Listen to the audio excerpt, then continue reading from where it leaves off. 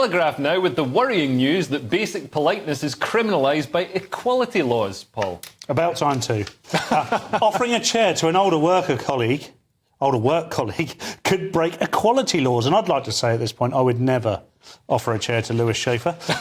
Being given an opportunity... I would, around the face. Yeah, Lewis. Being given an opportunity to sit while younger staff stand may amount to age discrimination. And this is because of a tribunal. Now, the ruling came in the case of a 66-year-old at a recycling plant. He was an operative. And he brought it because he was asked if he'd like to take a seat by a younger member of staff. And he took umbrage to this and he sued them.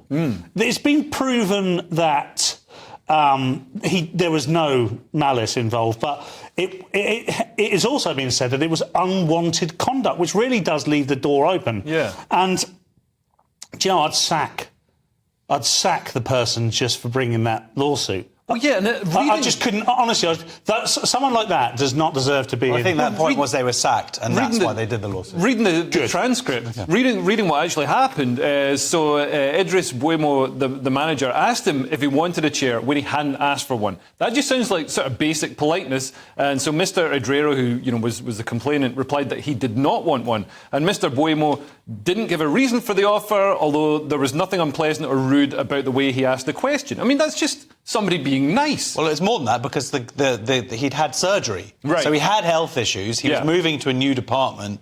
But this guy had this kind of conspiracy theory idea, whether it was valid or not, that they were trying to get people to retire by 66, and he was 66, and so they were kind of trying. And they did.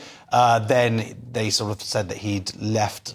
and they kind of fired him, basically, because he was off sick. Or something like that, I don't know, whatever. Take all of that back. But the point is...